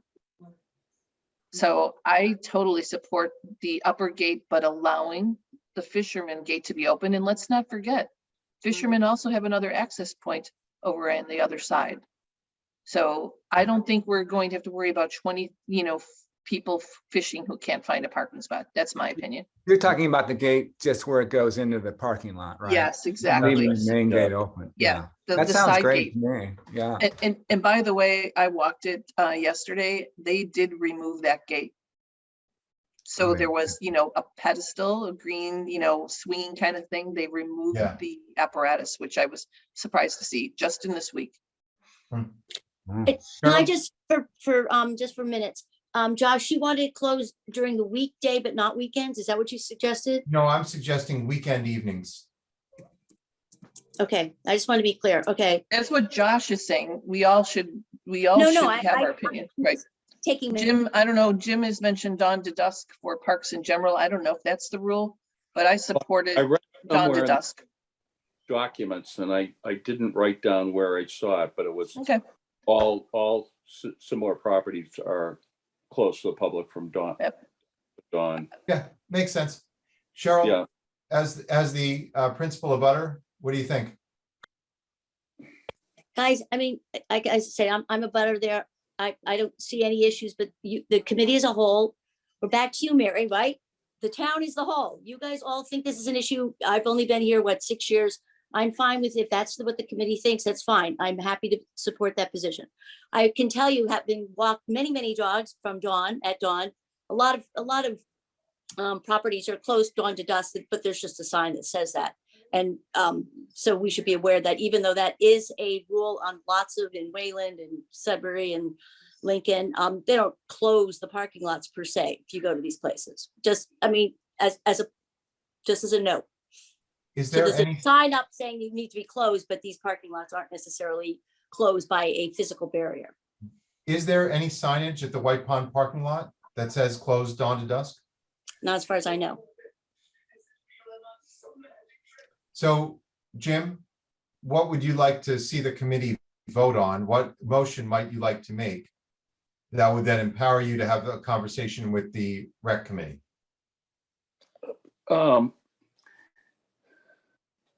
My proposal would be that, well, if it isn't posted, it needs to be posted, but to be consistent with the other parks and public properties in town, similar to that it be officially closed from dusk to dawn. And I think that will give people who are in the surrounding areas comfort that it's not going to become party central. There is a history in the past of, well, still going on, as Beth says, but of drug dealings going on in there at night. I mean, it's quiet, it's silent, nobody can see anything going on there. So that has lessened, and I think part of it is the way the White Pond Associates operated it. So I think that would be would our request be then. I mean, you want weekend nights. How does everybody else feel about requesting it be done daily? Okay, Well, let me just, are we clear? We're just talking about the parking lot, not Yes, the boat yeah, ramp. Just the parking lot, not the access road. Well, to let us move forward, why don't I make a motion that we vote? That we empower Jim to say to the rec committee that the White Pond Advisory Committee would like the treatment of the parking lot at the beach to be consistent with other town parks. And when it should be open and closed. Before we vote, Josh, I don't know if it's just other town parks. I think, as Cheryl mentioned, there's other towns, this is a town park that's unique because it's got a body of water. And that body of water also has a safety aspect to it. Not water quality, but people who are drinking, for example, and get into trouble swimming, right? There's no swimming after the lifeguards are there, and that's just inviting a hazard. And I think when you look at like Lake Cochituate and Wayland, so I don't want to just narrow it to Concord, because I think bodies of water are important in general. They close those gates in various places. So we could say then that we're empowering Jim to ask the rec committee to close the gate from dusk to dawn as a health matter and to be consistent. Yes, because the bathrooms, the water quality safety aspect, because the bathrooms will be locked, right? So yeah, I think that's the first, this is my opinion, and you guys weigh in. That would be my first effort. And then at a minimum, at least on the weekends, per your suggestion, Josh. Sure. And Mary, we are protecting the interests of the town in this matter because we are looking to protect White Pond and the citizens thereupon. All right, so I'd like to make a motion. My motion is that we authorize Jim to ask the rec committee to post signage or close gates, somehow make it clear that the parking lot and the beach are closed dusk to dawn as a safety matter, and also to be consistent with other town parks. Jim, does that sound right? I think it's a little vague, Josh. We're saying signs or gate, two very different animals. Yeah, well, if they ripped up the barrier. Well, the town, obviously the town removed that. I mean, part of the project, or Cataldo did. Yeah, Can I Yeah, make- just because that happened, just like a clean slate, like we've talked about with the charge, doesn't mean we start with what we think is the right thing. okay, so what do we think is the right thing, fencing or signage? And Mary, I see, Gate first and signage. Gate and signage. Mary? I would just like to make a suggestion that you empower Jim to go and meet with the rec commission and express your concerns as maybe a starting point. If you go in with a specific request, it's a kind of a binary thing. It's a yes or a no. What you really want to do is you want to start a conversation with them so that they understand your concerns. And maybe you won't even get a decision that night, but you'll get more people listening to you. And so if you empower Jim to represent your concerns, he comes back to you, and then maybe you get closer to negotiating. But I think you're kind of boxing it into a yes, no. Yeah, I think that's good advice. That's a That very sounds good great. point. Thank you, Mary. All right, And so, I just want to point out that there was concern because the only people, there's not going to be town people who close it. So you're asking the police department to close it. They've already indicated that they are uncomfortable doing that. So Yeah. there's not many parties involved here, to at least be, heard. right. So do we empower Jim to voice our concerns and begin a dialogue with the Recreation Committee about what to do about safety and security at the beach property at night? I think that's a Sounds good good to me. approach. Yeah. All right, good. Aye. I'm in favor. Yep. Me too. Beth? All right, Yes. Jim, you are duly empowered. Thank you. Thank you, Okay, Mayor. cool. moving forward. So we've got now issues about signage, which link back to Ellen Glendon's earlier comments about wanting some kind of demonstrative fence or some kind of way to really indicate that the old Picard Trust property is not town property and you just shouldn't go there. Beth, you want to bring up signage because we know there's no signage currently at the intersection of the Bruce Freeman Rail Trail and the White Pond Trails, which we think is a mistake. And we've discussed this in the past.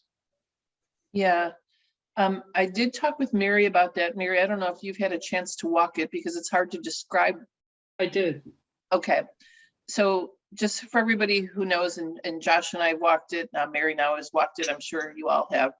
When you come from the powder mill entrance where the pavement goes into, just dirt now, this is the nexus point for many people coming from the bike trail and wherever they're coming from. And they walk forward, and the first area to turn left, there's one on White Ave. There's some steps going down. You could get to the White Ave beach.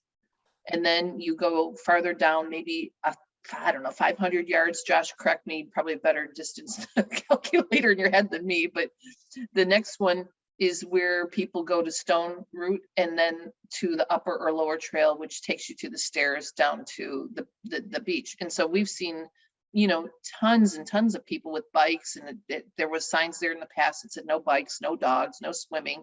They're tossed in the woods constantly.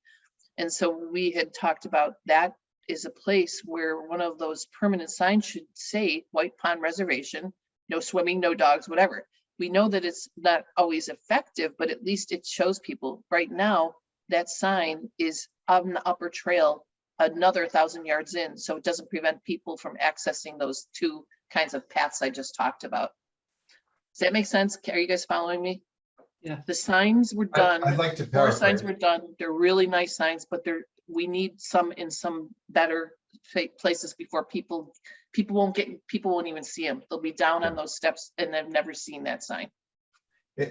I'd like to add, to me, it makes no sense where the first sign is positioned. I just don't get it at all. Totally agree. So what, Beth, would you like to say about signage further? And then I'd like to get back to what I had initially asked, which is that we make a motion that we support the efforts of the Old Picker Trust trustees to have some kind of indicative fence or blockage that steer people away from the beach. Do you want to add anything more on that at this time, Beth? I think what I would like to add is the sign, we need an additional sign. We would like an additional sign at that very heavily footed and biked path point. Yeah. And to the Old Pickard Trust, there was discussion further, Josh, as you know, about this, the opening that there'd be fencing even without the sign and how big that fencing would be. Right. And just as an example, when I went down to the steps and I told Mary this, I saw 8 bikes. The bikes shouldn't even have gone that far. Yep. Paddle boards, dogs, wet. So all the things that the sign says that those people never saw were all being done. So Yep. I think it's the fence opening and signage. All right. So we've got 3 separate things there. And I know this from a lot of experience around the Bruce Freeman Rail Trail Committee and the Trails Committee. So on signage, there's something in my mind that wants to say that there is some idea about signage. So Cheryl, I will take an action item to reach out to the Bruce Freeman Rail Trail Committee and check in on that. Second, around the, Can I just ask again for messaging? Yes. With these were signs, these are the town signs. So when you talk to the rail trail, they would then be asking the town to move them? Is that what we No. were discussing? so this is a question about whether there's an existing plan for signage at the intersection of the Bruce Freeman Rail Trail and the town trails that says no bikes, whatever else it's going to say. Okay, So that's one. The second issue is about moving or closing the fencing and making the fence further and making the trail entrance further down. I know that Delia has said, no way, I want the fencing there. I want the break in the fencing And I don't want to move the trail. I think it's a Delia judgment call is my impression of it. So, and Mary, this is one of those things where we in the neighborhood were like, what? And we who look to protect the pond are like, what? Why would you even think that? And what was So, her name? and the town might be coming back and saying, well, those White Pond people are being really pushy. So we have an impasse. I don't know how we get over that impasse. Beth and I have a meeting with Carrie LaFleur as an intro on Friday. Maybe this is something we bring up as an example of a struggle that we're having. I don't think we can make a motion. We can't make it in advance. Wait, you're meeting with Carrie this Friday? We are. Okay. So I don't know what to do on that. Anybody else have any ideas? We've asked Delia to change. Old Picker Trust has asked Delia to change. In my role, I would be happy to talk to Delia, Great. one Vermonter to another, you know. I tried to play that card too. I went nowhere, but go, Jim, go. All right, Cheryl. So Jim's got the I'll action. try it. I'm asking Delia, maybe you could say, why do you feel so insistent? Yeah, I mean, that's, about- Yeah, and maybe there that's are, our, are there options that would work? yeah, Okay, yeah, I'll certainly do that. okay, But again, those are two separate issues, Josh, just to reiterate what Yes. you said. You know, the Boy Scout, the Eagle Scout, thank goodness he did a great job. It's not to say he didn't. yeah, We just think that we need the sign in another spot. So that's a different thing than the opening. yes, that's right. So two separate issues there. So I've got the signage issue. Jim's Thank got the 5-foot opening issue. Thank you for clarifying. And then lastly, do we support the efforts of the Old Pickard Trust in the interest of pond protection?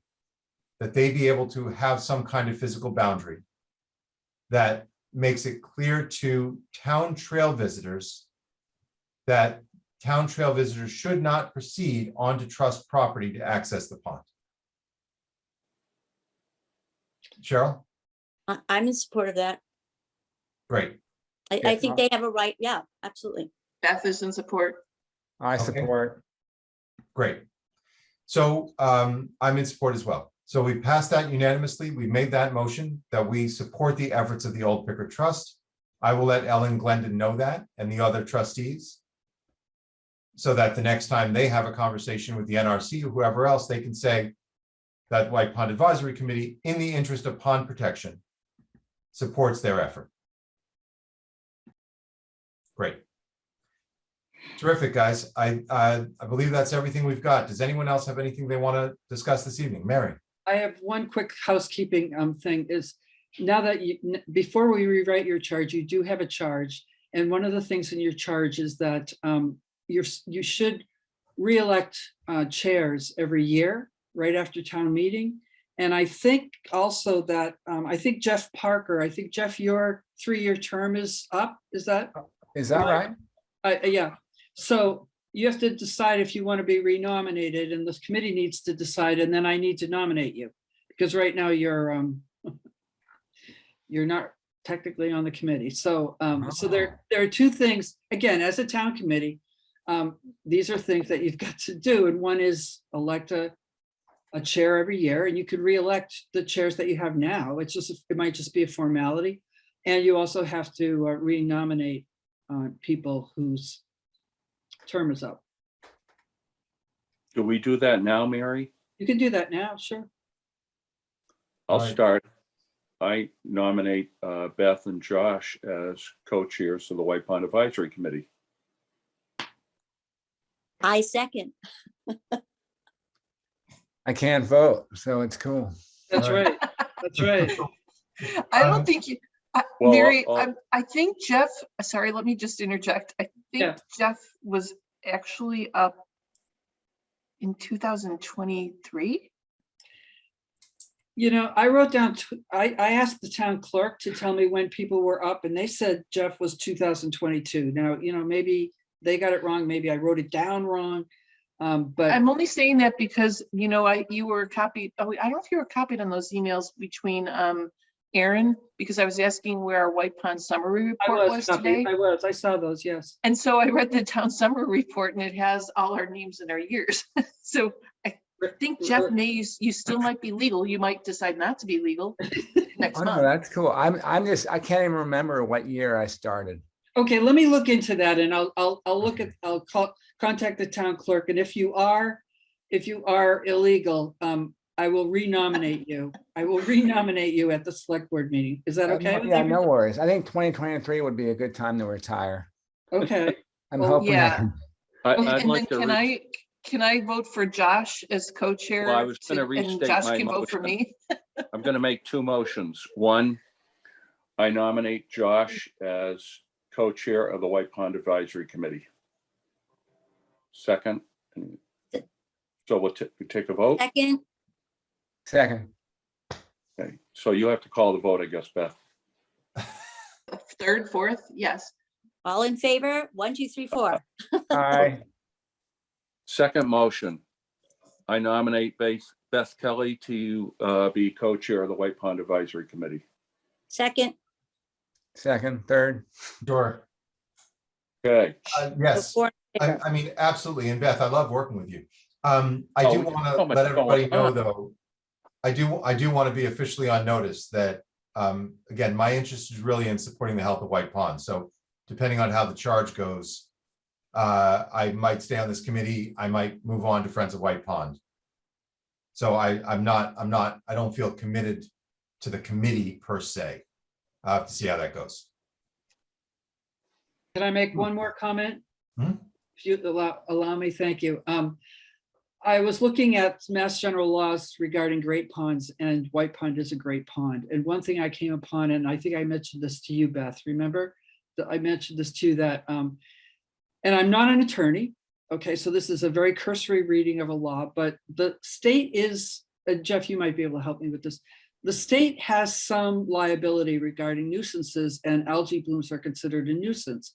But the amount of money that the state has to pay to remedy that situation depends upon, was the pond open to outsiders or was it closed off to the town? So if the more activities we do to close off White Pond to just the town, the more the town would be liable, or the town or the private owners around the pond would be liable for any remedy, and the less the state would be liable. Did that make any sense? I'm not Yeah, sure. it made a lot of sense. It's really interesting. But I don't, So you I've want done to keep, I just thought that might be something you want to keep in the back of your mind as you're closing off the pond.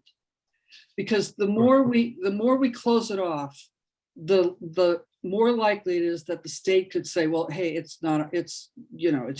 your problem, or we don't have to pony up as much money as we would otherwise. And again, I want to caveat, I'm not an attorney, but I can send you that law if you'd be interested. Yeah, it would be I'd like great. it.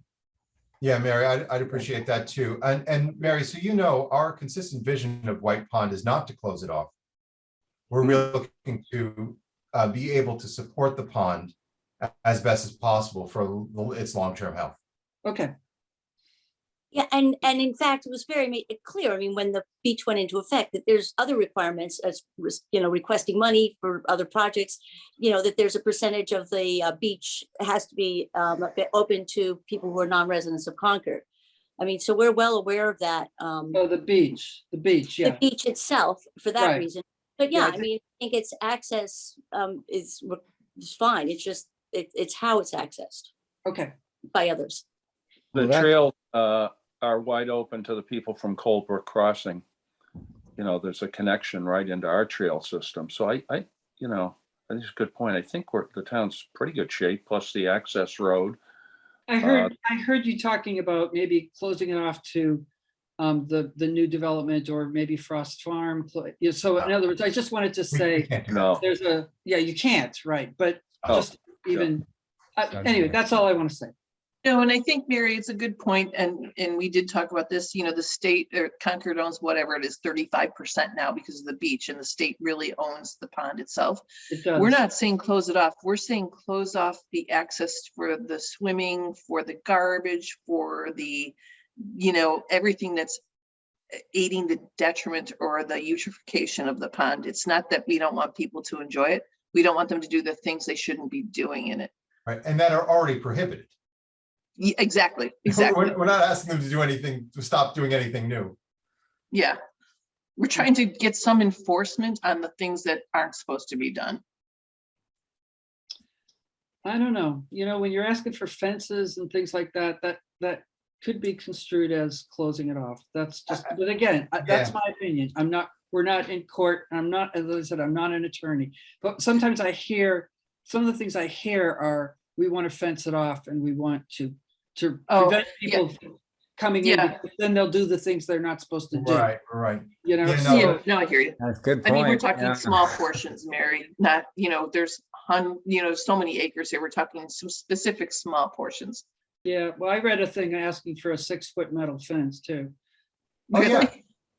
That was me That was you. 9 years ago, for the same reasons that I still supported around the Bruce Freeman Rail Trail, because our properties are gonna get hosed. It's gonna be way, way costly to deal with this trail going in. Yeah, I just to accentuate, Mary, if you please send me that information, because I will. we can I will. get state funding to help clean up the pond. That would be great. Wouldn't Yes. that be great? Wouldn't that? Delia that would like that too, from her budget. Oh, really? Wouldn't Um, that be great? So those are yeah. the things that I'm hoping that we think about, that, how to go after the state and how to learn more Yep. about, anyway. Well, the state did pay All right. for some of the testing early on because it is their responsibility. And then when numerous ponds were having the same issues, all of Yeah. a sudden, Right. the state said, too many people are getting involved. So the state is well aware of the fact that it's liable for some of this. And then it just said, sorry, we don't have enough money. So I don't, Yeah, know, I know. Cheryl, to your point, last summer, we thought the state was going to come in after we closed the pond in July. We thought they were going to come in with some kind of confirmatory, and they never came because they didn't have the money or the resource either. Mm. Yeah. Okay. Any other business that we have, Josh? That is it, friends. Thank you very much for attending. I make a motion that we close our meeting at 8:59. Second. Bye-bye. Good Night, night. everybody. Thanks Thank very you, much, all. everybody. Have a Good good night. night.